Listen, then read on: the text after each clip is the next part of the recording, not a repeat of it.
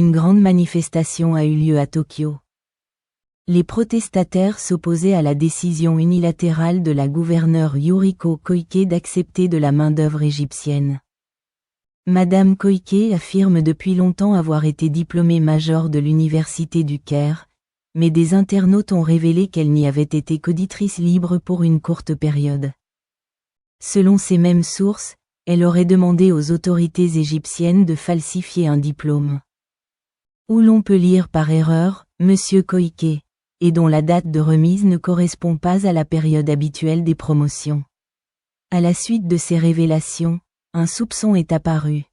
L'accueil de travailleurs égyptiens aurait été la contrepartie de cette falsification. D'autres critiques existent déjà. Soupçons de fraude électorale, violation de la loi électorale.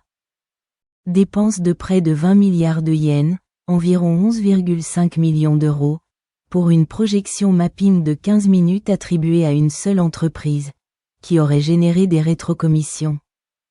Refus de répondre aux questions gênantes de l'opposition et gouvernance jugée autoritaire. Elle dirige également un petit parti local qui ne rassemble que des soutiens fidèles. Ce qui renforce l'idée d'une personnalisation du pouvoir.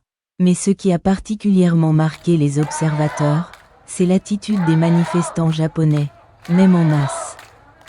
Ils ont respecté les trottoirs, évité de marcher sur les bandes podotactiles et se sont rangés de façon disciplinée, sans débordement. Leur contestation est restée calme et exclusivement verbale. Dans la société japonaise, un débat existe néanmoins. Ces manifestations ont-elles réellement un impact ?